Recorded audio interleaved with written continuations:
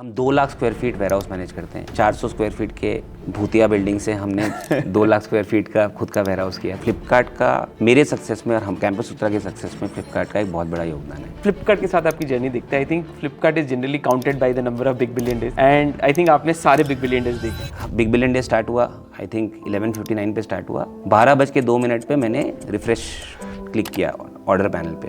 23,000 order है from run rate of 700 a day। 11 नवंबर को China में कंपनी थी जिनका एक सिंगल्स डे होता था। वो 11/11 डे में उन्होंने कुछ 50,000 करोड़ का रेवेन्यू किया था एक दिन में। और इंडिया का पूरा ई कॉमर्स मिला के आई थिंक 5,000 करोड़ भी नहीं था उस समय। तो that's when I thought of leaving my job and starting Campus सूत्रा।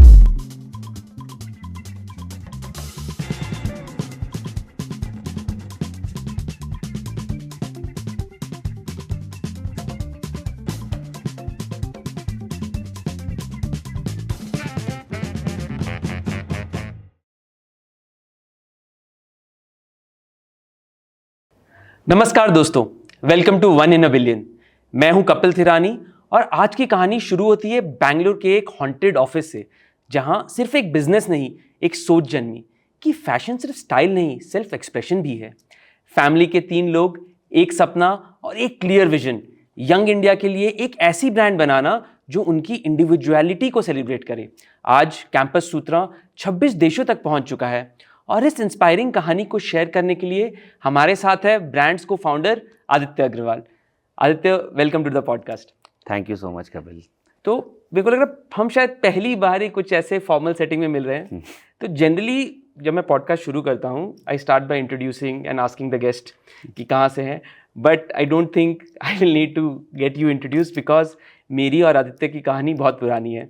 हम आज से लगभग 25 साल पहले सिलीगुड़ी नाम की एक जगह जहाँ से हम दोनों बिलोंग करते हैं, वहाँ से हम निकले थे। हमने अपनी जर्नी 15-16 ईयर्स ऑफ एज में शायद हमने शुरू की थी। हम लोग IIT की कोचिंग करने गए थे, उसके बाद साथ में हमने पढ़ाई की और उसके बाद I think the journey took a different turn. तो वहाँ से शुरू करते हैं कि after the entire college education कैसा था आपका सफ़र एंड उसके बाद क्या किया, and then we can start about the story of campus Sutra.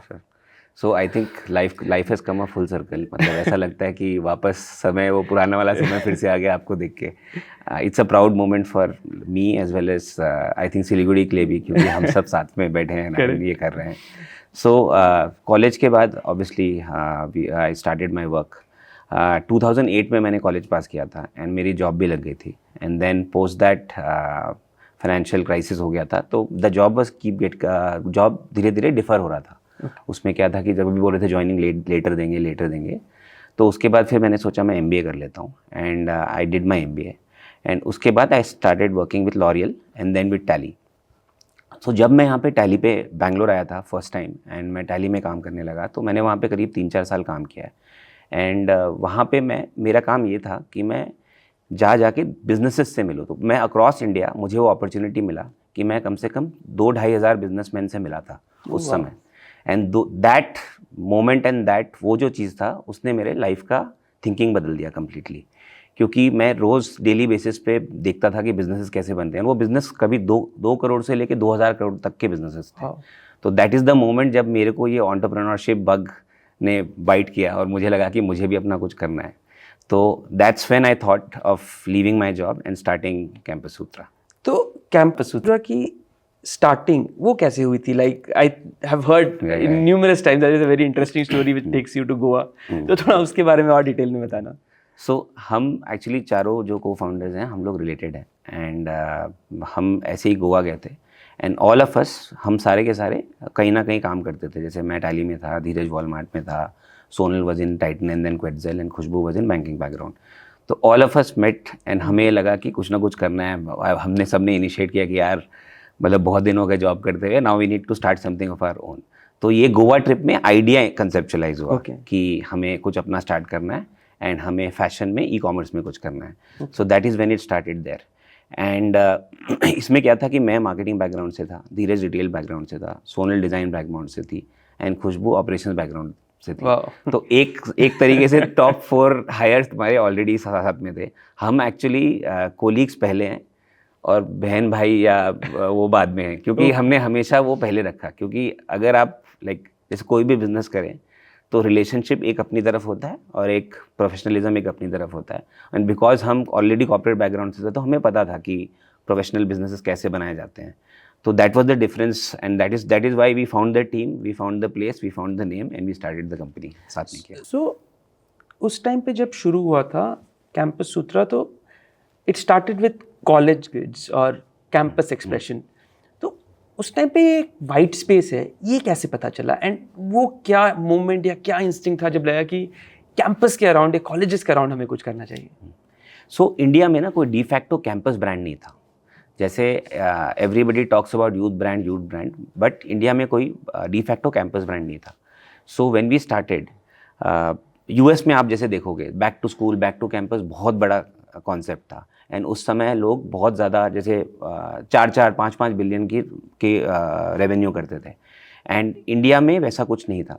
तो हमने सोचा कि क्यों ना campus de facto India de facto campus brand बनाएं और उसी लिए नाम हमने रखा कैंपस सूत्रा, राइट. सेकंड, आप कभी भी किसी भी कॉलेज में चले जाओ तो कोई बंदा कोई फुटबॉल की टी शर्ट पहना हुआ है जिससे उसका कोई लेना देना नहीं है, कोई किसी ने बॉब मार्ली की टी शर्ट पहनी हुई है. तो आइडियली वी थॉट, हमें ये भी लगा था कि अपने इंडियन यूथ को अपने आप को एक्सप्रेस करने का एक मीडियम नहीं मिल रहा था थ्रू इट्स क्लोथ्स. तो हमने सोचा कि why not do that. So when we started we did a lot of innovative designs, like law के ऊपर बनाया, इंजीनियरिंग के ऊपर बनाया, आपके ये जनरल कैंपस लाइफ के ऊपर बहुत सारे टी शर्ट्स एंड हुडीज़ के लोगो एंड स्लोगन्स बनाए. तो पूरा स्पेस आइडेंटिफाई कर लिया कि समथिंग अराउंड कॉलेज यूथ हमें करना है. लेकिन उसके बाद जब लॉन्च करने की कोशिश की तब शुरू के 6 महीने 1 साल तो बहुत चैलेंजिंग रहे होंगे. उसके बारे में कुछ बताइए, कुछ story, something which is very interesting. So जब हम चारों साथ में स्टार्ट किए तो वी हैड नो मनी. हमने खुद अपना सैलरी से जो पैसे बचाए थे, थोड़ा पीएफ तोड़ के जो पैसा निकाला था, तो उसी से हमने सोचा था हम बिज़नेस स्टार्ट करेंगे. सो हम ना ऐसे एक शुरू में जब बिज़नेस स्टार्ट करते हैं सबसे पहले आपको क्या चाहिए होता है? एक ऑफिस, एक वेयर हाउस स्पेस चाहिए होता है. तो हम निकल गए बैंगलोर में ढूंढने के लिए कि हमें ऑफिस वेयर हाउस स्पेस चाहिए. तो MG रोड एंड उसके अराउंड हमें कुछ ऑफिस चाहिए था क्योंकि सेंट्रली लोकेटेड हो. तो हम कहीं पे भी जा रहे हैं, कोई 50,000 रेंट बोल रहा है, कोई 60,000 रेंट बोल रहा है, कोई कुछ बोल रहा है. तो हम एक ऐसे ही घर पे आए, एक छोटे से ऑफिस स्पेस थी, उस पे आए. 400 स्क्वायर फीट का स्पेस था लेकिन 8,000 रेंट था. उसका कैच एक ही था, लोग बोलते थे उस बिल्डिंग में भूत रहता है. तो हमने बोला कि हम 4 साथ है ही, हम साथ में है ही, तो कोई बात नहीं, आत्मा को परमात्मा बना के अंदर घुसते हैं और काम करते हैं. तो वो बिल्डिंग से हमारी शुरुआत हुई. उसमें हमने मतलब 8,000 के रेंट में हमने शुरू किया, अपना पहला ऑफिस वहीं खोला था.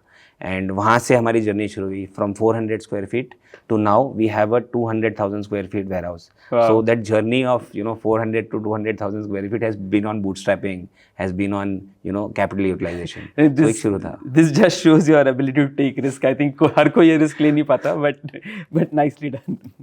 Great. तो आपने थीम सोच लिया कि theme will be around college, around campus, लेकिन इसका डिस्ट्रीब्यूशन भी चैलेंजिंग था equally. I don't think e-commerce was that popular. और साथ में क्या you guys reached to colleges or you guys started with a online first brand? वो thought process कैसा था? थोड़ा उसके बारे में समझाना. So जब हमने स्टार्ट किया था D2C wasn't even a word. लोग आज D2C करते हैं, बट हमें तो पता भी नहीं था कि D2C कर रहे हैं. एंड एक लोगों को ना जनरली ई-कॉमर्स को लेके, जैसे आप नॉर्मल मार्केट में किसी से भी बात करेंगे या किसी सप्लायर से बात करेंगे तो सबको लगता था कि ई-कॉमर्स है, नया है, पता नहीं चलेगा. सो जनरल एक जो आज के टाइम पे ई-कॉमर्स का एक ट्रस्ट लेवल है, वो ट्रस्ट लेवल नहीं था. तो हम किसी सप्लायर के पास भी जाते थे और बोलते थे कि हमारे ई-कॉमर्स में हम अपना ई-कॉमर्स कंपनी स्टार्ट कर रहे हैं. तो उनको पहले लगता था कि यार ये कहाँ से आ गए हैं, कौन सा ई-कॉमर्स है, ऑल ऑफ दैट. तो शुरू में हमने जब डिस्ट्रीब्यूट किया तो हमने पहले यूजुअली कॉलेज के साथ टाई अप करना शुरू किया कि हम IITs, IIMs and different colleges में हम उनका मर्चेंडाइज बनाते थे. That's how we started. हमने ऑनलाइन शुरू किया उसी तरीके से. बट हमने जब हमने स्टार्ट किया तो अराउंड 2014 हमें ये इंस्टेंस, ये एक हमें एक डेटा पॉइंट था जो हमें मिला कि चाइना में कंपनी थी जिनका एक सिंगल्स डे होता था 11 नवंबर को. 11/11. उन्होंने 11/11 करते थे उसे. तो 11 नवंबर को वो 11/11 डे में उन्होंने कुछ 50,000 करोड़ का रेवेन्यू किया था एक दिन में. और इंडिया का पूरा ई-कॉमर्स मिला के आई थिंक 5,000 करोड़ भी नहीं था उस समय. तो हमें लगा था कि ये जो फिनोमिना, जैसे यूजुअली इंडिया में क्या होता है कि चाइना या यूएस को फॉलो करते हैं India after a certain point, कि जैसे अगर ई कॉमर्स वहाँ बढ़ रहा है तो इंडिया में भी बढ़ेगा, और वो बहुत बड़ा बिजनेस बनने वाला था। तो तब हमने ये सोचा कि हमें डबल डाउन करना चाहिए ई कॉमर्स पे, एंड ई कॉमर्स में ही कुछ करना चाहिए, and that's when we started our journey on Flipkart and a lot of other market places. So I think जितना क्लोजली इनिशियल पार्ट में आप फ्लिपकार्ट की जर्नी के साथ, रादर फ्लिपकार्ट आपकी जर्नी के साथ, आई थिंक आप फ्लिपकार्ट की जर्नी के साथ जुड़े हुए थे, that is very interesting. I have heard stories where you guys told कि हम लोग को ये पॉलिसी बनानी चाहिए, हमें ये करना चाहिए, F assured rather smart fulfilment, ये कैसे करना चाहिए। तो थोड़ा फ्लिपकार्ट की जर्नी में बताइए अपने एंगल से, आपने क्या देखा। I think 2014 was when market places were still very raw, ना पॉलिसीज डिफाइंड थी। आई रिमेंबर प्रिंटिंग भी बहुत ही वेग तरह से होती थी। थोड़ा सा उसके बारे में समझाना कि जब फ्लिपकार्ट खुद बड़े होने की कोशिश कर रहा था, एंड साथ में when you guys took the risk, took the brand, made sure कि वो सब लोगों के लिए अवेलेबल रहे, तो उस टाइम पर क्या सोचा एंड कैसे फ्लिपकार्ट को आप देखते थे? Was it a channel partner, was it a partner, was it just another channel? थोड़ा सा उसके बारे में पूरा समझाना। ये बात मैं बहुत गर्व से कहता हूँ, एंड यूजुअली मैं सबको भी बोलता हूँ कि फ्लिपकार्ट का मेरे सक्सेस में और हम कैंपस सूत्रा के सक्सेस में फ्लिपकार्ट का एक बहुत बड़ा योगदान है। एंड शुरू में फ्लिपकार्ट हमारा दूसरा घर जैसा था। जैसे मैं आपको एक इंस्टेंस बताता हूँ, जैसे एंड इतने क्लोजली काम करते थे हम कि जैसे एक जो बंदा पिकअप के लिए आता है, जैसे हमने RTT मार्क कर दिया, उसके बाद बंदा पिकअप के लिए आता है, तो पिकअप के लिए जो बंदा आता था, ऑर्डर ID होता था 16 डिजिट का। तो 10 ऑर्डर होते थे, वो 16 डिजिट टाइप करता था। टाइप कर करके एक ऑर्डर वैसे मार्क करता था। तो फिर हमने ये देखा कि इसमें बहुत टाइम लग रहा है, अभी तो 10 ऑर्डर है, 100 हो जाएंगे तो क्या होगा, इसको वो 16 डिजिट टाइप करने में आधा घंटा लगेगा। तो फिर that's when we went to Flipkart and we said कि सर इसका कुछ सोल्यूशन दीजिए। तो उन्होंने हमें बोला कि ठीक है, हम बारकोड लगा देते हैं। और मुझे पता नहीं बारकोड क्या होता था उस समय, तो मैं गूगल पे बैठा और मैंने टाइप करना शुरू किया कि व्हाट इज़ अ बारकोड। तब हमने पता चला कि बारकोड क्या होता है। फिर हमने वो मशीन फिगर आउट की कि जिसमें बारकोड प्रिंट होता है, एंड वो बारकोड लगना शुरू हुआ। तो इस तरीके से इतने क्लोजली हमने काम किया। एंड जैसे हमें अपॉर्चुनिटीज़ भी बताते थे कि सर आपको ये करना चाहिए, आपको ये करना चाहिए, आपको ऐसे भेजना चाहिए। So there was a lot of hand holding, बहुत अच्छे से समझा के आप क्या करना चाहिए, क्योंकि किसी को पता नहीं था। पहले SLA का मतलब नहीं पता होता किसी को, RTD डिस्पैच का मतलब नहीं पता होता, RTD ब्रीच क्या होता है वो नहीं पता था हमें। एंड ये सब वर्ड्स ऐसे बहुत एकदम नए थे हमारे लिए, हमें भी नहीं पता था। तो वो सब चीज़ों का मतलब समझाना, उसको कैसे करना, उसी से हमारा ऑपरेटिंग सिस्टम बना, जो हम आज कैंपस सूत्रा ऑपरेटिंग सिस्टम बोलते हैं। सो धीरे धीरे उसमें जैसे जो भी हमारी फाउंडेशनल नॉलेज थी, वो फ्लिपकार्ट के साथ काम करके काफ़ी आई है। तो शुरू के साल 2 साल तो काफ़ी चैलेंजेस रहेंगे, बिकॉज यू ऑल वर इन अ कुशी जॉब, सब कॉर्पोरेट में बहुत अच्छा कर रहे थे। वहाँ से निकल के अपने प्रोडक्ट पकड़ा, आपने सोचा कि ये वाले प्रोडक्ट के अराउंड हम लोग को फोकस करना चाहिए। उसके बाद थोड़े इनिशियल स्टेज के ऑपरेटिंग चैलेंजेस या फिर जनरल पोजिशनिंग चैलेंजेस, थोड़ा उसके बारे में बताना कि कैसा था। कोई पर्टिकुलर इंस्टेंस याद आता है कि ये बहुत चैलेंजिंग था या इसको मैं बेटर कर सकता, थोड़ा उसके बारे में समझाना। सो फर्स्ट 6-8 मंथ्स तो आपको इसी चीज़ में लग जाता है कि आपको अपने पार्टनर्स और स्टेक होल्डर्स को समझाने में कि आप एक सीरियस एंटिटी हो और आप काम करना पड़ता है। जैसे आप किसी को हायर भी करते थे तो इंटरव्यू वो नहीं दे रहा होता था, आप दे रहे होते थे उसको। आपको अपना विजन उसको भेजना है, आप पिच कर रहे थे उसको। जैसे कि सप्लायर के यहाँ गए तो जैसे मुझे याद है, मैं जनरली सप्लायर्स के पास जाता था तो 3-3, 4-4 घंटे बाहर वेट करता था, क्योंकि उनको लगता था कि कोई लड़का आया है, वो उसको अपना कुछ बनवाना है, एंड ई-कॉमर्स करता है। ऑब्वियसली ई-कॉमर्स किसी को समझ में नहीं आता था। आज हो सकता है कोई सप्लायर मेरे लिए 2-3 घंटा वेट करे, यूजुअली मैं करवाता नहीं, बट आई एम जस्ट कि ऐसा हो सकता है वो करे, बट मैं 4-4 घंटे वेट करके फिर जब उनके पास जाता था तो उनको समझाता था कि आप मुझे क्यों माल बना के दें। तो वो इनिशियली वो चैलेंजेस बहुत थे।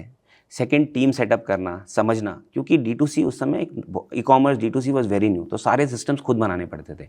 आज अगर आपको D2C स्टार्ट करना, आज अगर कोई आदमी अगर D2C अपना स्टार्ट करना चाहे, उसके लिए बहुत सिंपल है। आपको कोई सॉफ्टवेयर खरीदना है, वो ऑलरेडी अवेलेबल है। आपको बारकोड प्रिंटर्स खरीदना है, ऑलरेडी अवेलेबल है। स्कैनर्स है, ऑलरेडी अवेलेबल है। लेबल्स प्रिंट करने का तरीका ऑलरेडी अवेलेबल है। मार्केटिंग का सारा सिस्टम ऑलरेडी अवेलेबल। फ्लिपकार्ट में शुरू में 3-4 साल में मार्केटिंग था ही नहीं, फिर मार्केटिंग बना, फिर हमें पता चला कि मार्केटिंग से कैसे सेल्स बढ़ाया जाता है।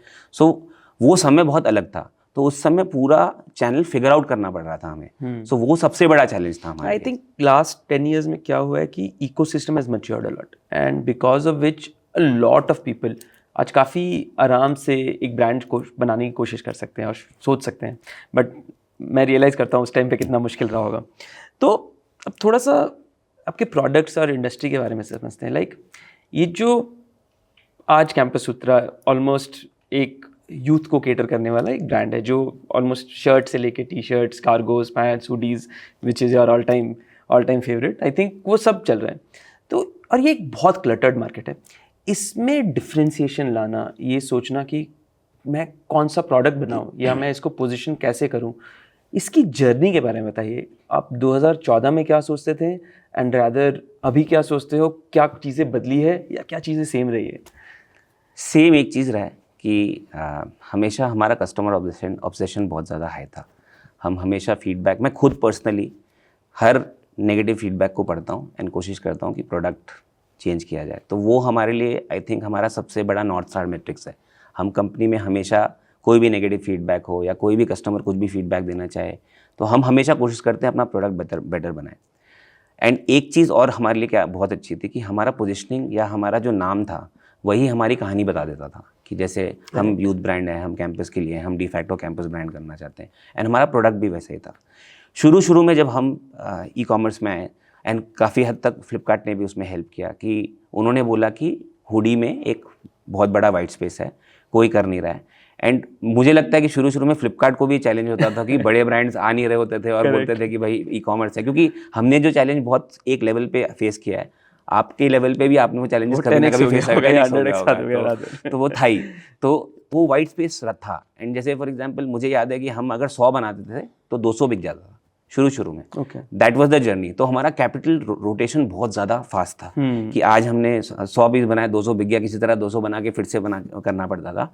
तो वैसे and payments were very fast, always 7 दिन में पेमेंट सेटलमेंट होता था।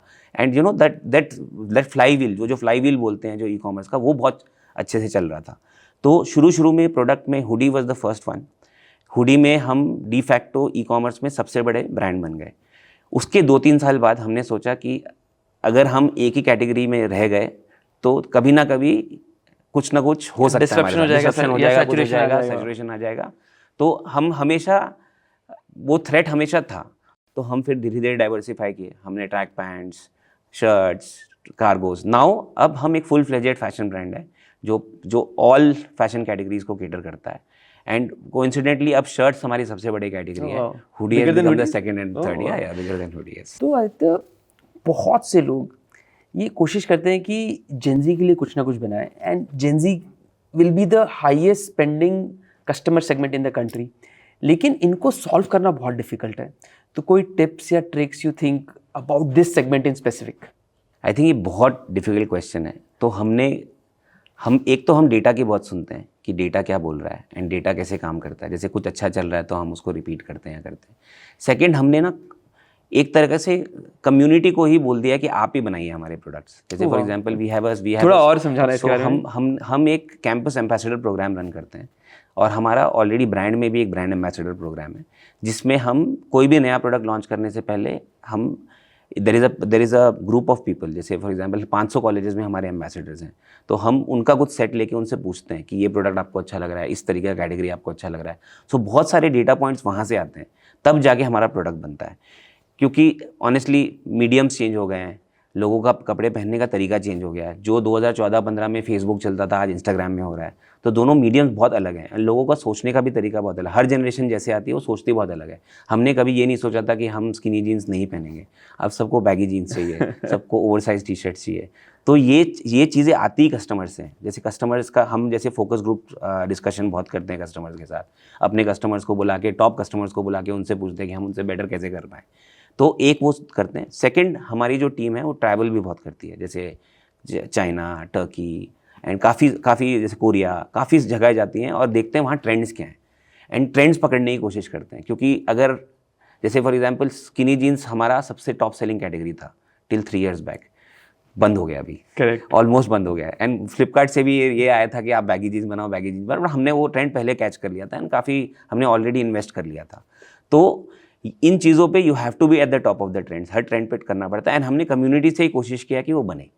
Correct. And I think trends में staying relevant is very important. So you told कि जैसे आप डेटा का यूज़ करते हो, जैसे आप ट्रैवल करते हो, बट अगर कोई इंडियन कॉन्टेक्स्ट को समझना चाहे तो यहाँ पे ट्रेंड आइडेंटिफिकेशन के लिए और क्या तरीके हो सकते हैं? Because I think the brand is about trend, तो थोड़ा सा और डीप डाइव करिए इस पे। सो जैसे बहुत सारी चीज़ें, जैसे डेटा पॉइंट आपके कहाँ से आते हैं, जैसे गूगल सर्चेस से आते हैं, फ्लिपकार्ट के खुद के सर्चेस से आते हैं। जैसे हम एक 2-3 चीज़ों का हम जैसे फ्लिपकार्ट ऐड पैनल में भी हम बहुत यूज़ करते हैं उसमें। जैसे क्या हम खुद कुछ कीवर्ड्स डालते हैं एंड उन कीवर्ड्स को ट्रैक करते हैं। जैसे ब्रांड कीवर्ड्स, हमारे सर्चेस को चेक करने का तरीका क्या होता है, आप अपना एक ब्रांड ऐड चला दीजिए, फिर उस ब्रांड ऐड पे देख लीजिए कि आपके कितने सर्चेज आए। वैसे ही बैगी, स्लिम, एट्रीब्यूट लेवल पे आप काफ़ी कुछ कर सकते हैं। जैसे एट्रीब्यूट का डिफरेंट करके आप उस पे देख सकते हैं। गूगल सर्च ट्रेंड से आपको काफ़ी कुछ मिलता है। And then obviously you take inspiration from what are the trends. आजकल ट्रेंड्स ना आर नॉट बेस्ड ऑन कि आपको आज क्या फिट पहनना है, क्या नहीं पहनना है। आजकल trends are based on your कहानी, कि आपने कौन सी, आप किसी ब्रांड से कितना रेजोनेट करते हैं, एंड क्या ट्रेंड्स यूएस से आने वाले हैं, क्या ट्रेंड चाइना से आने वाले हैं, वो चीज़ें देखनी पड़ती हैं थोड़ी। करेक्ट। एंड आई थिंक इसके साथ एक बहुत ही इंपॉर्टेंट चीज़ रहती है ब्रांड इमेजरी, एंड उसके लिए I think catalogue imagery is very important. तो टेल मी उसके बारे में कि अपनी इमेजरी मेंटेन करना, मेकिंग श्योर वो यूथफुल वाइब आए, उसको कैसे करते हैं, and how does that play a role in your entire journey? I think जितना इंपॉर्टेंट प्रोडक्ट है उतना इंपॉर्टेंट इमेज है, क्योंकि e commerce as a medium, उसमें सबसे इंपॉर्टेंट यही है कि आपका पिक्चर कैसा है, आपके वीडियोस कैसे हैं, आपकी प्रोडक्ट क्या कहानी बताती है। तो हमने अपने सेटअप में ही खुद का अपना एक स्टूडियो बना रखा है, जिसमें हमने अपने बहुत सारे फोटोग्राफर्स हैं, और हम सारी स्टाइलिंग में सोनल खुद करती है, जैसे वन ऑफ द को फाउंडर्स हैं, and she does all the planning, हमारा सेट कैसे होने वाला है। एंड हम कोशिश करते हैं कि ब्रांड में कंसिस्टेंसी जाए, कि क्वालिटी ऑफ इमेजिंग एक ही तरीके की हो। जैसे फॉर एग्जांपल कैंपस सूत्रा का अगर ब्रांड इमेजिंग है तो कंसिस्टेंटली एक ही तरीके का कैंपस वाइब, यूथफुल वाइब देने का, क्योंकि लोगों को ना कंसिस्टेंसी ज़्यादा समझ में आता है instead of doing different things at different times. I think सबसे ज़्यादा इंपॉर्टेंट होता है कंसिस्टेंसी। एंड आज कैंपस सूत्रा का कैटलॉग कितना बड़ा होगा? Almost we almost have 11,000 products. Oh वाह! और ये 11,000 प्रोडक्ट्स में हर मंथ कुछ ना कुछ ऐड करते रहते होंगे, तो हर मंथ कितने प्रोडक्ट्स ऐड होते हैं लगभग?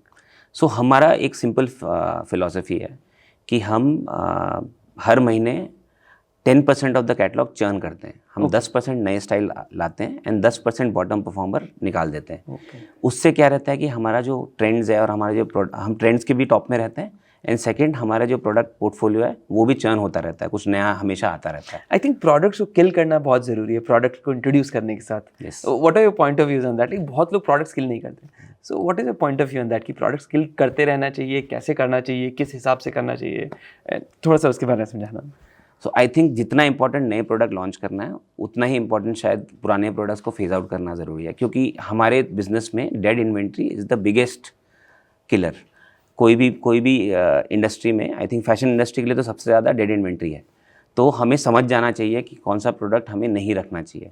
तो जैसे हम एक चीज़ मेजर करते हैं, जैसे डेली रन रेट मेजर करते हैं। जैसे आज हम ये प्रोडक्ट अगर 100 पीस बिक रहा है, कल 200 पीस बिक रहा है, तो हम डेली रन रेट तो मेजर करते ही हैं, और rate of growth of daily run rate और rate of decline of daily run rate भी मेजर करते हैं। तो जैसे ही कोई प्रोडक्ट रन रेट गिरने लगता है, हम उस प्रोडक्ट पे प्रोडक्शन बंद कर देते हैं एंड धीरे धीरे उस प्रोडक्ट को फेज आउट कर देते हैं।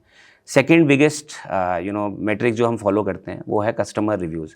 कस्टमर रिव्यूज़ अगर ख़राब दे रहा है तो पहले हम कोशिश करते हैं कि प्रोडक्ट को इम्प्रूव करें, और अगर प्रोडक्ट इम्प्रूव नहीं होता है तो हम उस प्रोडक्ट को फेज आउट कर देते हैं। ये दो हमारे मेन कैटेगरी, दो मेन रीजंस हैं कि हम क्यों इनको प्रोडक्ट को फेज आउट करते हैं। एंड जनरली जब मैंने जैसे अगर हर महीना 10% नए स्टाइल्स इंट्रोड्यूस करना है, उसमें से कितने सक्सेसफुल होते हैं अप्रॉक्सीमेटली?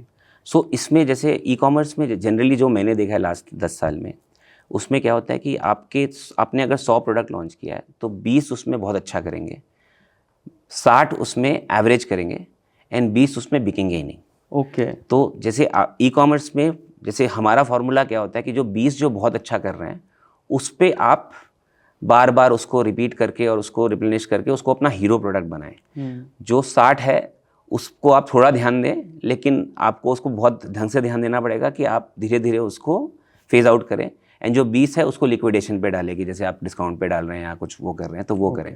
सो टॉप 20 प्रोडक्ट्स जो आपके हीरो प्रोडक्ट्स हैं, हर महीने अगर आप 1000 प्रोडक्ट लॉन्च करें, 200 वैसे बन रहे हैं, तो आप धीरे धीरे हर महीने कोशिश करो कि उसको आप इंक्रीज करते जाओ और उसको रिप्लेनिश करते जाओ। बस साथ में आई थिंक क्योंकि you are in fashion category, एक बहुत ही इंपॉर्टेंट प्रॉब्लम लोगों को आता है साइजिंग का और साइजिंग के रिलेटेड रिटर्न्स का, और ये एक बहुत बड़ा फाइनेंशियल डिसिप्लिन है जो लोगों के पीएनएल को इरोड कर सकता है। तो how do you handle size returns वाले कॉम्प्लिकेशन, थोड़ा उसके बारे में और समझाना। एक जैसे इंडिया में ना 10 साल पहले तक भी जो ब्रांड्स थे वो इंडियन बॉडी टाइप्स के लिए नहीं बनाते थे। जैसे मोस्टली सारे ब्रांड्स बाहर से आते थे एंड एक साइज़ बना हुआ था एंड उस साइज़ पे बनाते थे। तो सबसे पहले तो आपको ये समझना पड़ेगा कि आप जिस मार्केट में ऑपरेट कर रहे हो उस मार्केट में क्या साइजिंग है, क्या करेक्ट साइजिंग है, क्या गलत है। तो हम वैसे ऑपरेट करते थे कि हमने पहले अपना इंडियन साइजिंग बनाया। इंडियन साइजिंग में काफ़ी सारे जो पैटर्न्स थे, सारे जो साइजिंग गाइडलाइंस थे, वो साइजिंग के हिसाब से, इंडियन साइजिंग के हिसाब से बनाया। सेकंड, हम बहुत closely customer reviews and customer feedback follow करते हैं। तो जैसे कस्टमर रिव्यू में आता है कि आपका साइजिंग सही नहीं है, आपकी साइजिंग छोटी है या बड़ी है, तो हमें पता चल जाता है। एंड थर्ड, हम खुद भी बहुत लेवल ऑफ क्यूसी करते हैं, even at the factory level, even at the warehouse level. Our product goes through 6 round of QCs before hitting the floor. तो हम ये और हर राउंड ऑफ क्यूसी में साइजिंग मेजर होता है। एंड ये धीरे धीरे सीख हमें धीरे धीरे आई है। ये ऐसा नहीं था कि हमने पहले दिन बनाई थी। हो सकता है हमारा पहले दिन जो प्रोडक्ट था वो वैसा नहीं हो। धीरे धीरे फैशन के सप्लाई चेन में बनाने में हमें ये सीख मिला कि क्यूसी बहुत इंपॉर्टेंट होता है, क्योंकि एंड ऑफ द डे एक आदमी ही वो सिल रहा है, राइट। एंड आदमी से आप जैसे फॉर एग्जांपल 100 प्रोडक्ट ले लो तो सारे 100 प्रोडक्ट बराबर नहीं होंगे, बट उसका एक टॉलरेंस होता है। जैसे फॉर एग्जांपल आप 1 सेंटीमीटर का टॉलरेंस रखते हो ऑन द चेस्ट, 1 सेंटीमीटर का टॉलरेंस रखते हो ऑन द लेंथ, तो टॉलरेंस के अंदर है कि नहीं। So it is not a mechanical process. आदमी ही बनाता है at the end of the day. थोड़ा वेरिएशन रहता है, लेकिन आपको ये टॉलरेंस लेवल अपना डिसाइड करके उसी तरह करना है। तो आदित्य, जिस पैशन से you have been explaining about the products, मेरे को तो बहुत एक्साइटमेंट हो गई प्रोडक्ट्स देखने की। तो we have some products from you, तो you can explain about the product, की प्रोडक्ट क्या है, and then probably we will just take a bigger roll. So this is the first product जो हम हुडीज़ के बारे में बात करते हैं। Okay. ये हमारा पहला प्रोडक्ट था एंड कुछ तरीके से ये हमारा फिलॉसफी भी बताता है। The product is dare to be different. Okay. And हम हमेशा यही कोशिश करते हैं कि हम हर कैटेगरी में कुछ डिफ्रेंशिएट करने की कोशिश करें। So that's been our product philosophy. And ये प्रोडक्ट 10 साल से चल रहा है एंड आज तक भी इस प्रोडक्ट का डेली रन रेट काफ़ी हाई है। ओके, एंड थोड़ा सा इसके बारे में समझाइए, like when you think about hoodie, right, इसमें मटेरियल क्या होता है, कहाँ से आता है, और क्या डिफरेंशिएशन होता है? कोई पॉकेट्स लगाते हैं, कोई किस टाइप के हुडीज़ होते हैं, थोड़ा सा और समझाओ। कपड़े से लेके, डिज़ाइन से लेके, लोगो से लेके, सब कुछ। सो आई थिंक हुडीज़ यूजुअली पहले तो इंडिया में हुडीज़ उतना पहना ही जाता था। इट वाज ऑलवेज थोड़ा यूएस का कॉन्सेप्ट था, लेकिन 2000 जैसे ई कॉमर्स आया तो हुडीज़ भी इंडिया में काफ़ी पॉपुलर हुए। हुडीज़ यूजुअली विंटर के महीने में पहना जाता है। इंडिया का विंटर जैसे क्या होता है कि थोड़ा बहुत ज़्यादा, जैसे साउथ में तो खास करके बहुत ज़्यादा ठंड नहीं होती है, तो हुडीज़ बहुत ईजिली आप पहन सकते हो, कहीं भी पहन सकते हो। And even in flights, even in while travelling, you people prefer hoodies. और आजकल तो मैं देख रहा हूँ यूथ या ज़्यादा जेंजी एकदम पीक समर में भी हुडी पहन के चलते हैं। सो आजकल ज़्यादा जीएसएम, जैसे जीएसएम होता है, तो आजकल ज़्यादा जीएसएम का भी कॉन्सेप्ट आ गया है, जिसमें जैसे जीएसएम ज़्यादा होता है तो उससे भी फर्क पड़ता है। जीएसएम क्या होता है, थोड़ा ऑडियंस के बारे में और तो जीएसएम एक तरीके से आपका थिकनेस होता है। जैसे फॉर एग्जांपल ये प्रोडक्ट जो है वो 300 जीएसएम का है। ओके। एंड ये पीछे से ब्रश्ड है। तो हम क्या करते हैं कि जैसे प्रोडक्ट जब लेते हैं तो उसके कपड़े को पीछे से हम रब कर देते हैं ताकि ये थोड़ा सा इसमें गफनेस आए प्रोडक्ट में। तो that's the secret to our hoodie. हम शुरू से ही हमने हमेशा पीछे से ब्रश फैब्रिक यूज़ किया है। सेकंड, ये हुडी जैसे फॉर एग्जांपल आजकल बहुत शेप एंड साइजेस में आते हैं, जैसे ओवर साइज हुडी आते हैं एंड जैसे फॉर एग्जांपल हायर जीएसएम के भी हुडीज आते हैं। But for Indian winters this is sufficient. North में आपको एक और लेयरिंग करनी पड़ेगी उस पर, लेकिन for south and for normal wear this is a very primary wear के लिए काफ़ी enough. Okay, let's go to your second product. I think the products are very interesting. If you can explain me about the products. This is a new innovation that we've done. So ये एक नया innovation है जो हमने किया है। इस product को स्टिचलेस बोलते हैं। इसमें कहीं पे भी कोई स्टिच नहीं है। ये आजकल काफ़ी ट्रेंड में है। सो ये पहली बार मैंने चाइना में देखा था। करेक्ट। एंड मैंने सोचा था कि इसको इंडिया में कैसे बनाया जाए। हम्म। तो हमने खुद ने फिगर आउट किया कि इसको बनाया कैसे जाए, क्योंकि जैसे चाइना से जो मशीनें आती थी वो बहुत महंगी आती थी। तो आप कोई भी प्रोडक्ट बनाएंगे तो इसको प्रोडक्ट में बनाने में सिर्फ स्टिचिंग एंड एक बार बताओ, इसको स्टिचलेस क्यों बोलते हैं? क्योंकि इसमें कहीं भी स्टिच नहीं है। आप देखो ये सब एरिया जो है इस प्रोडक्ट में कहीं भी स्टिच नहीं है। इसका प्लैकेट में स्टिचिंग नहीं है, इसके स्लीव्स में कहीं स्टिचिंग नहीं है। These are all bonded. So ये पूरी तरीके से बॉन्डेड है। मान लीजिए आप एक जगह आप सिलाई करते थे, इधर पे आपने गम लगा दिया। But there is a lot of technology that goes behind it. And इससे क्या होता है कि जैसे स्टिचिंग के कारण क्या होता है, पकरिंग आता है। जैसे फॉर एग्जांपल आप कहीं पे भी करोगे तो स्टिचिंग के कारण आपको स्टिचेस दिखते हैं, पकरिंग दिखते हैं। ये काफ़ी सीमलेस सा, काफ़ी ज़्यादा इसमें शो बहुत आ रही है। और ये क्या एक स्पेसिफिक मटेरियल के अराउंड ही होता है या फिर ये कोई भी मटेरियल के अराउंड कर सकते हैं? शुरू में इस टेक्नोलॉजी में थोड़ी सी लिमिटेशन थी, व्हेन इट कुड, जब ये सिर्फ नायलॉन या पॉलिएस्टर में हो पाता था। अब जैसे धीरे-धीरे जैसे हमने बनाना शुरू किया, तो ये अब हम किसी भी प्रोडक्ट पे कर सकते हैं, जैसे कॉटन में भी कर सकते हैं। तो हम एक रेंज ऑफ शर्ट्स भी लॉन्च करने वाले हैं, जिसमें कंप्लीटली स्टिचलेस होगा। उसका फॉल फील बहुत बेटर आता है। उसमें उसको पहन के जैसे फॉर एग्जांपल पकरिंग नहीं होता, उसको पहन के काफ़ी एकदम टॉट लगता है सब कुछ। तो उसके कारण प्रोडक्ट में भी गेटअप आता है एंड प्रोडक्ट बहुत प्रीमियम लगने लगता है। Okay, this was about the products. I think amazing collection. And one thing जो मेरे को दिखाई दे रहा है कि you focus a lot on innovation, whether it is stitchless, whether it is design innovation around showing the fur. I think those are the things जो value add करती हैं। अब थोड़ा सा फ्लिपकार्ट के साथ आपकी जर्नी देखते हैं। I think Flipkart is generally counted by the number of big billion days, and I think आपने सारे बिग बिलियन डेज देखे। तो पहले से लेके ये वाला बिग बिलियन डे तक थोड़ी सी जर्नी बताओ कि कैसे हुआ, क्या लग रहा है and everything around it. Coincidentally आज का डेट वही डेट है जो पहला बिग बिलियन डे का था। तो कोइंसिडेंटली तो मुझे याद है, जैसे हम एक्चुअली बिग बिलियन डे हमें लगता था कि कोई इवेंट है, होने वाला है ये वो, तो हमने थोड़ी बहुत तैयारी की थी एंड हमने स्टार्ट किया था। यूजुअली हम उस समय 700-800 ऑर्डर करते थे 2014 में ऑन अ डेली बेसिस। तो उस समय जैसे बिग बिलियन डे स्टार्ट हुआ, आई थिंक 11:59 पे स्टार्ट हुआ। 12:02 पे मैंने रिफ्रेश क्लिक किया ऑर्डर पैनल पे, 2000 ऑर्डर बढ़ गए। फिर उसके बाद 12:07 पे वापस क्लिक किया, 3000 ऑर्डर हो गए। फिर 12:10 पे फिर क्लिक किया, 4000 ऑर्डर हो गए। और मुझे उस समय समझ नहीं आ रहा था कि मैं खुश हूँ कि मेरे को दुखी होना चाहिए, क्योंकि मुझे लग रहा था ऑर्डर तो बहुत आ रहे हैं, लेकिन मैं इसको फुलफ़िल कर पाऊँगा कि नहीं कर पाऊँगा। तो 3 बजे तक ऐसा चला। 3-साढ़े 3 बजे मुझे फ्लिपकार्ट को फ़ोन करना पड़ा, मुझे बोलना पड़ा कि सर शायद अब हमें, मैंने टीम को कॉल किया, मैंने सबको बोला कि सर अब हमें मतलब देखना पड़ेगा। तो उन्होंने बोला था कि पहला 2 घंटा सबसे इंपॉर्टेंट होता है एंड देन वी सी। तो उस दिन 23,000 ऑर्डर आए from a run rate of 700 a day। Amazing. So that was a moment जिसमें मेरे को लगा था कि जो ई कॉमर्स का रेवोल्यूशन है वो इंडिया में मैं देख रहा हूँ। एंड मतलब मुझे ये लगा था कि e commerce in India is here to stay and you are at the centre of it. हाँ, एंड मुझे मतलब जैसे यूजुअली जब कोई शुरू करता है बिजनेस तो उसे बहुत सारे डाउट्स होते हैं मन में कि ये चलेगा कि नहीं, ये होगा कि नहीं। उस दिन मेरे सारे डाउट्स क्लियर हो गए थे कि मतलब ये बिज़नेस चलने वाला है एंड ये, और मैं जहाँ पे हूँ, एंड भगवान का बहुत ज़्यादा शुक्रगुजार है कि मैं यहाँ पे हूँ। क्योंकि कई बार क्या होता है कि लोग बोलते हैं मैंने बहुत हार्डवर्क किया, बट इट इज़ 90% लक। आप जहाँ पे होते हो, राइट प्लेस राइट टाइम होना बहुत ज़रूरी है। Very modest. So that was the first journey.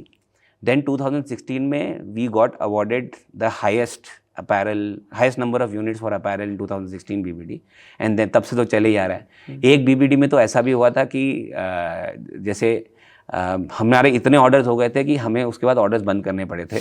हमारा वो जैसे कई बार क्या होता है कि कैपेसिटी से ज़्यादा होने से हम हर जगह कैपेसिटी डिसाइड करते हैं। तो वो एक लर्निंग थी हमारे लिए भी कि जैसे यूजुअली BBD में अगर आप X कर रहे हो तो हो सकता है आप 10X भी कर लो, ठीक है। तो उस हिसाब से आपको ऑपरेशंस को भी बोलना पड़ेगा कि आपका हो सकता है उस दिन 10X आए, तो उसी हिसाब से वो भी प्लानिंग करें। वो हमारी प्लानिंग हुई नहीं थी। आई थिंक तीसरा-चौथा BBD था, तो उस समय तक हमारी प्लानिंग हुई नहीं थी, तो हमारा ऑर्डर कट ऑफ आ गया था उधर। सो दैट्स वाई उस BBD में हम ज़्यादा बेच नहीं पाए, but that was a learning for the next BBD। तो ये चलता आ रहा है एंड 10 BBD हमने देख लिया, and I think BBD was the point where जब हमें बहुत समझ में आया कि हमारा ये बिज़नेस, हम जहाँ हैं, हम जो कर रहे हैं वो सही कर रहे हैं। करेक्ट। एंड मैं स्केल पूछ सकता हूँ, आज स्केल कितना बड़ा कैंपस सूत्रा का? हम अभी we are close to 400 crores। हम 2 lakh square feet warehouse manage करते हैं। 400 स्क्वायर फीट के भूतिया बिल्डिंग से हमने 2 लाख स्क्वायर फीट का खुद का वेयर हाउस किया। तो मैं हर बार एक ही चीज़ बोलता हूँ कि हमारी जो जर्नी है वो आत्मा से आत्मनिर्भरता की है कि हमने मतलब खुद से बनाया, नो एक्सटर्नल फंडिंग, खुद बूटस्ट्रैप्ड हैं, हमने कहीं बाहर से एक पैसा भी नहीं उठाया, हमेशा से प्रॉफिटेबल थे। एंड हमने जो डिस्पैच कैपेसिटी बनाया उसका dispatch capability 50,000 products a day है। हम इन अ डे हम करीब 15 से 20,000 ऑर्डर डिस्पैच करते हैं।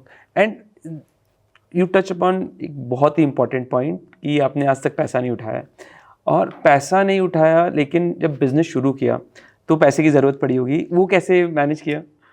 तो हमने थोड़ा बहुत सेविंग्स थे हमारे उसके ये जॉब के, एंड देन हमारा पीएफ था, तो हमने चारों ने अपना पीएफ तोड़ के हमने बिज़नेस स्टार्ट किया। तो बहुत ही फ्रूगल था, लेकिन शुरू ब्यूटी ऑफ इट इज़ कि हमने जब ई कॉमर्स शुरू किया तो ई कॉमर्स में ज़्यादा लोग थे नहीं, तो जैसे ही हम कुछ करते थे उसका रिजल्ट हमें बहुत जल्दी मिलता था। तो कैपिटल साइकिल बहुत हमारा फास्ट था कि आज माल लाए उसके 15 दिन में हमारा पेमेंट भी आ जाता था। तो जो भी बिजनेस का पैसा आता गया उसको बिजनेस में लगाते चले गए।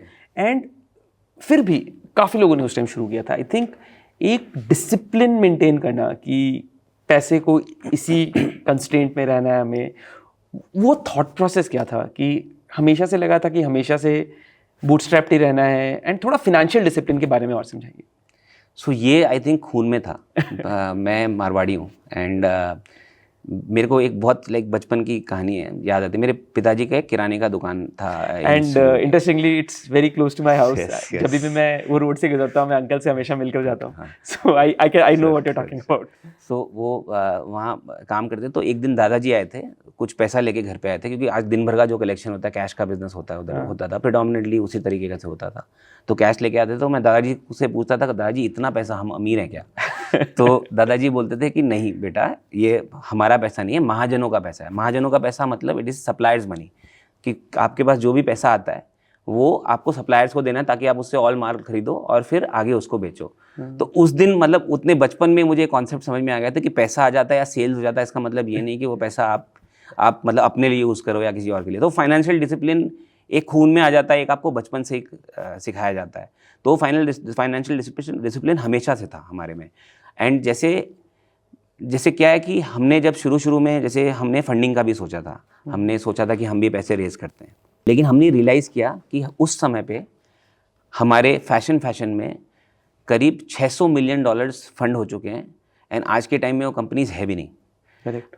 तो एंड जैसे हम एक इन्वेस्टर के पास गए थे, उसके साथ हमारी 3rd मीटिंग थी, उन्होंने मतलब हम बोला कि आपका बिजनेस भी बहुत अच्छा कर रहा है, आप ग्रो भी बहुत अच्छा कर रहे हो, सब कुछ कर रहे हो, लेकिन आप बैड नेबरहुड में हो, आपकी जो संगत है वो बहुत ख़राब है क्योंकि हमने आपकी संगति में बहुत पैसा डाला है और वो हम डुबा चुके हैं, तो हम आपको इन्वेस्ट नहीं कर सकते। तो हमें समझ में आ गया था। एंड जैसे अगर किसी को समझ में आ जाता है कि आपके पास एक ही तरीका है काम करने का कि इसको बूटस्ट्रैपिंग करो, उस फाइनेंशियल डिसिप्लिन लाओ, तो जैसे आप किसी को पानी में छोड़ दो और मतलब उसको बोलो कि वहाँ तक तैरना है, तो उसको तैरना ही पड़ेगा, उसके पास कोई ऑप्शन नहीं है। तो हमारे लिए डू और डाई सिचुएशन था।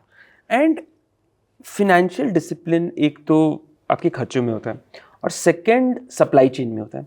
तो सप्लाई चेन में भी क्या कोई ऑप्टिमाइजेशन किया था जिससे कम पैसे में हम वो बेटर प्रोडक्ट बना सके? थोड़ा सा उसके बारे में भी समझाना। सो एक हमारी फिलॉसफी शुरू से थी कि हम हमेशा ना अपने सप्लायर्स को पेमेंट कैश करते हैं। We do 100% payment on the same day. So and India usually Bharat में 3, 4, 5 महीने का क्रेडिट पीरियड चलता है। बाकी बोलते हैं उसको। हाँ, बाकी बोलते हैं। हाँ, जैसे हमारे पिताजियों के बिजनेस में भी बाकी चलता था, तो हमारे भी सेम बाकी चलता था। जैसे अपैरल तो इज़ नटोरियस, अपैरल में बहुत ज़्यादा होता है कि 3 महीने 6 महीने का बाकी है। हम शायद डीमार्ट के अलावा इंडिया में ओनली कंपनी है जो अपने सप्लायर को सेम डे रेमिटेंस करते हैं। जैसे ही आपका माल आया हम पेमेंट करते हैं। और ये फिलॉसफी हमने इसलिए रखा क्योंकि सप्लायर को अगर आप अच्छे से ट्रीट करेंगे और उसको अच्छे से उसका पेमेंट करेंगे तो सप्लायर आपके लिए बहुत कुछ करेगा। आपको अच्छे रेट देगा, आपको अच्छी क्वालिटी देगा, आपका माल सबसे पहले बना के देगा आपको। तो हमारे बुक्स में जैसे यूजुअली आप कोई भी फैशन ब्रांड का बुक्स उठा के देखेंगे तो उसमें क्रेडिटर्स का लिस्ट होगा। जैसे अगर आप उसका 100 करोड़ का कैपिटल है या 50 करोड़ का कैपिटल है, उसमें 25-30 क्रेडिटर्स होंगे और 10-20 लोन होगा। हमारे में क्रेडिटर्स 0 हैं। वाओ। तो हमने शुरू में एक ये फाइनेंशियल डिसिप्लिन हमने हमेशा रखा कि क्रेडिटर्स को हमेशा पेमेंट करना है, अपना टाइम पे पेमेंट करना है, हमेशा पेमेंट करना है। उसके कारण मार्जिन्स हमेशा ज़्यादा मिल जाती है। उसके कारण हमें 8 to 10% मार्जिन्स का फर्क पड़ा है, 8 to 10%। जितने भी लोग जो कपड़े के व्यापारी है, जब उनसे पूछते हैं, उनका सबसे बड़ा प्रॉब्लम ये होता है कि मुझे पेमेंट नहीं आता। एंड ये पेमेंट कोई बोलते हैं कि कोई बोलता है 90 दिन में नहीं आता, कोई बोलता है 6 महीने लग जाते हैं। ये इंडस्ट्री में दिस इज नोटोरियस, एंड इसको हेड ऑन लेना, बिकॉज दैट मीन्स कि उतना पैसा आपको अपनी तरफ से ज़्यादा लगाना पड़ेगा, and because you are bootstrap, so that money is from the profits, and that is amazing financial discipline जो सब ला नहीं पाते हैं। So kudos to you for that. Okay, it was great listening to you. Now I want to turn the tables a little bit. अब कुछ सवाल जो you want to ask me, कुछ भी, anything you have in mind, please feel free. So एक जैसे सवाल मेरे मन में हमेशा रहता है, और हम खुद भी बहुत कोशिश करते हैं ढूंढने का। जैसे जब शुरू में हमने 2014 में शुरू किया तो हमने हुडी से शुरू किया था as a white space category. तो अगर आज कोई बिजनेस करना चाहता है, फ्लिपकार्ट पे अच्छा करना चाहता है, ऐसी 1-2 कैटेगरी या वाइट स्पेस जो आपको लगती हैं जो बहुत अच्छा करने वाली हैं? That's a very interesting question. जितना अगर जैसे अप्लाइंग द सेम फिनोमिना जो आपने बताया था कि वेस्ट से इंस्पायर्ड हो या फार ईस्ट से इंस्पायर्ड हो, एक जगह जो मेरे को लगता है जो ऑलरेडी अभी एक्सप्लोड कर रहा है इज़ ब्यूटी। इस पे ब्यूटी, पर्सनल केयर, एवरीथिंग, ये जो कैटेगरी है, तो I was speaking to someone in Japan, और वो मुझे कह रहा था कि on an average per capita consumption of beauty per person is around 21 products, और इंडिया में ये नंबर आज शायद 3 से भी कम है। तो ये एक बहुत बड़ी जर्नी है जिसको आई थिंक पिछले 5 सालों में ई कॉमर्स, ऑफलाइन, सब ने एक्सप्लोड होते देखा है। नंबर ऑफ D2C ब्रांड्स जो ब्यूटी में आए हैं, I think this category is still very nascent. इसमें बहुत सारे वाइट स्पेसेस हैं एंड इसमें इन्वेस्ट किया जा सकता है। सिमिलरली आई थिंक एक कैटेगरी जो मुझे लगती है, I speak non fashion because fashion I think you are the master here, is around home. आज घर में, again going the same math, जो हम लोग फर्निशिंग, जैसे I use an example, right? आज अगर हमारे घर में फर्निशिंग होती है, majority of the household में यू विल सी एक बेडशीट होगा, एक कर्टन होगा, and that's it, the world ends there. But अगर वेस्ट में इंस्पिरेशन ड्रॉ करें या फार ईस्ट से जाके इंस्पिरेशन ड्रॉ करें, number of cushions, cushion covers, throws, then your carpets, then your mats, different kinds of mat, even kitchen linen, ये हम शायद अभी स्क्रैच भी नहीं कर रहे सरफेस। एंड जैसे इंडिया की GDP बढ़ रही है, I think the consumption will only keep on increasing. तो लोग कहाँ कंज्यूम करते हैं? कुछ अपने घरों में कंज्यूम करते हैं, फैशन में कंज्यूम करते हैं, या फिर अपने ऊपर कंज्यूम करते हैं। तो ये सारी जगह I think will explode at some point. हर कैटेगरी का एक टिपिंग पॉइंट होता है, आई थिंक ब्यूटी का टिपिंग पॉइंट आ चुका है, होम का आ रहा है, एंड प्रॉब्ली फैशन का आते रहेगा। That's how I think about it. Very well said. एक इसमें मेरा भी एक डेटा पॉइंट, हमने जो मतलब हमने खुद ने भी अपने हाइपोथेसिस दिया, जो हम बिजनेस करते हैं उसमें सोचा था कि जैसे किसी भी कंट्री का GDP पर कैपिटा 2500 से 5000 जाता है, तो उनका डिस्क्रिशनरी स्पेंडिंग 4 गुना हो जाता है। Correct. तो जैसे आज अगर मैं 100 रुपये खर्च रहा हूँ, जबकि मेरा अगर पर कैट इनकम $2500 है, तो मैं 400 खर्चूंगा जब मेरा इनकम $5000 होगा। सो ब्यूटी, होम, फैशन, ये सब में आराम से, जैसे फॉर एग्जांपल जैसे इंडिया का 5 साल में होने वाला है, तो मुझे लगता है कि 4 गुना तो वैसे ही हो जाएगा। एंड चाइना में भी इफ़ यू स्टडी, राइट, उनका जो आज ई कॉमर्स पेनिट्रेशन है विच इज़ अराउंड 53-54%, ये भी तभी बढ़ा जब उन कंट्री की GDP बढ़ गई। And this very strongly correlates, and all of us are just waiting for that tipping moment and just to realise. So ठीक है, और कोई सवाल if you want to ask? Flipkart में जैसे अगर आप कुछ नए इनिशिएटिव या नया टेक इनिशिएटिव या कुछ भी ऐसा हो इनिशिएटिव या कोई ऐसा नया चीज़ जिसके बारे में आप सबसे ज़्यादा एक्साइटेड हो? हाँ, नहीं, आई थिंक मैं मेरी जर्नी भी एक्चुअली ई कॉमर्स में it started along with you. मैंने फ्लिपकार्ट ऑलमोस्ट 2014 में ज्वाइन किया था, और तब से मैं ई कॉमर्स में ही हूँ। तो मैंने एक चीज़ देखा, एक जगह जहाँ पे लोगों ने बहुत कम इनोवेट किया है इज़ अराउंड रिटर्न्स। एंड मुझे लगता है ये सेलर्स और पूरी इंडस्ट्री का सबसे बड़ा पेन पॉइंट है। मैं क्यों बोलता हूँ? क्योंकि जब कोई प्रोडक्ट रिटर्न होता है, ना उसमें कंज्यूमर खुश है, ना उसमें सेलर खुश है, ना उसमें प्लेटफॉर्म खुश है। ये एक पर्टिकुलर प्लेस है जो ई कॉमर्स में सेलर की मार्जिन और कंपनी की मार्जिन दोनों को इरोड करता है। सो वन प्लेस जो कि बहुत ऑपरेशनली इंटेंसिव है, जिसमें जो बहुत डिफिकल्ट भी है सॉल्व करना। I think India being a predominantly cash heavy country, COD orders इतने होते हैं, लोगों का माइंड बहुत जल्दी चेंज होता है, पीपल जो लेते हैं उसको चेंज भी बहुत जल्दी करते हैं। बहुत सारे केस में जैसे यू मेंशन्ड साइज फिट भी एक इशू है। तो रिटर्न्स को कैसे कम किया जाए इज समथिंग वेयर मैं पर्सनली अपना बहुत टाइम देता हूँ and keep on consistently working with the supply chain team, क्योंकि रिटर्न्स में एक है तो कंज्यूमर रिटर्न कर दिया, but the return leg of the journey, how can that be made richer, how can that be made very strictly governed, ये सब बहुत ज़रूरी है। So this is one area जहाँ पे मुझे लगता है अगर ई-कॉमर्स कंपनीज़ ने इसमें इन्वेस्ट किया और जो कंपनी इसको बहुत अच्छे से करेगी, that will stand out as a differentiator for the seller and for the P&L of the company itself. It's a very big pain point for us also. I think very return का अगर problem solve हो जाए तो हम बहुत profitable बने। हाँ, तो मैं पर्सनली अपना बहुत टाइम देता हूँ। It's just a journey and I think ये बहुत सडनली सॉल्व नहीं होगा। इसको सॉल्व करने के लिए आपको काफ़ी एफर्ट लगाना पड़ेगा, काफ़ी ज़्यादा डेटा साइंस यूज़ करना पड़ेगा, काफ़ी मॉडलिंग्स होगी, काफ़ी स्ट्रिक्ट रहना पड़ेगा। So I think that is where I want to make sure that we steer the company towards that direction. So great. I think आज बहुत सारे लोग ये देख रहे होंगे पॉडकास्ट, तो कोई एक message which you want to give to the aspiring community कि अगर सेलर बनना है तो किसके बारे में सोचे, क्या करे, please give it to the audience. So मेरा एक ही मैसेज होगा सबको कि अगर मैं कर सकता हूँ तो कोई भी कर सकता है। जैसे आपको एक सही वाइट स्पेस ढूंढना है, उसमें अच्छा करना है, उससे ई-कॉमर्स सीखना है एंड देन उसको एक्स्ट्रापोलेट करना है दूसरी कैटेगरीज में। आई थिंक इसमें डटे रहना एंड इसको आगे करते रहना और शेम शिद्दत से एवरीडे करते रहना इज माय मैसेज। तो I think you have mentioned कि एक ई-कॉमर्स में किसी को करना है, कोई एस्पायरिंग एंटरप्रेन्योर तो उसे क्या करना चाहिए, बट आज जब मैं फैशन के बारे में सोचता हूँ ये काफ़ी कॉम्प्लिकेटेड है। इसमें ऑलरेडी ब्रांड्स एग्जिस्ट करते हैं, कुछ D2C ब्रांड्स एग्जिस्ट करते हैं, काफ़ी सारे अनऑर्गेनाइज्ड प्लेयर्स एग्जिस्ट करते हैं। All said and done the market is still largely unorganised. तो इसके बारे में अगर कोई इस स्पेस में आना चाहे, any tips you would want to give to them? So आपने सही बोला, ये मार्केट बहुत क्लटर्ड है, बट जहाँ पे क्लटर होता है वहाँ पे वैल्यू क्रिएशन बहुत ज़्यादा बड़ा बन सकता है।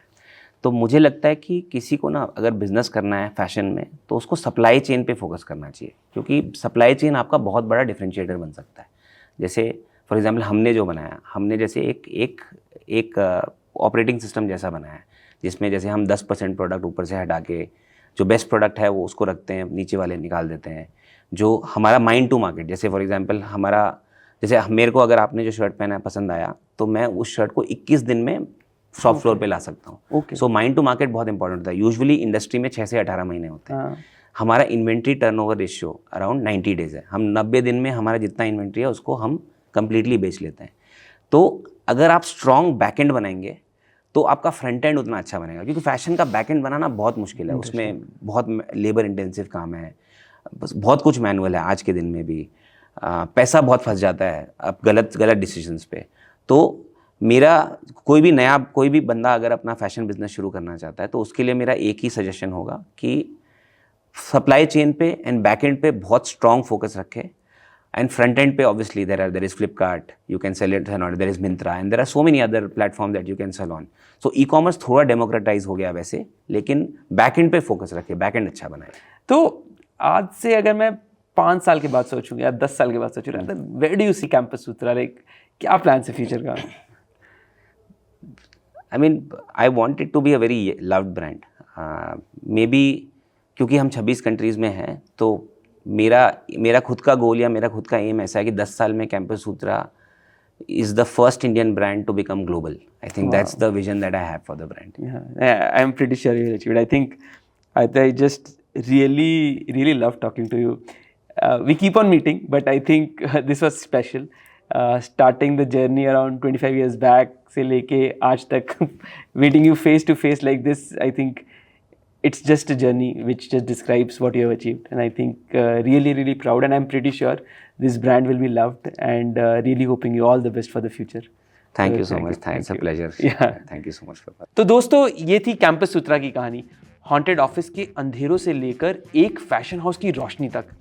आदित्य की एक आदत जिसने मुझे हमेशा पर्सनली इंस्पायर किया है वो है उनकी राइट टाइमिंग समझने की कैपेसिटी और उससे लेवरेज करने का डिसिप्लिन। और एक क्लियर लेसन जो मुझे इस स्टोरी से मिला है वो था कि अपनी कहानी इतनी क्लियर रखो और बैकएंड इतना मजबूत बनाओ कि कस्टमर बार बार लौट कर आए। Thank you for joining us. अगली बार मिलते हैं एक और ऐसी कहानी के साथ जो सिर्फ एक ब्रांड की नहीं बल्कि नए भारत की नई सोच की कहानी होगी। For more such stories don't forget to subscribe to sell on Flipkart.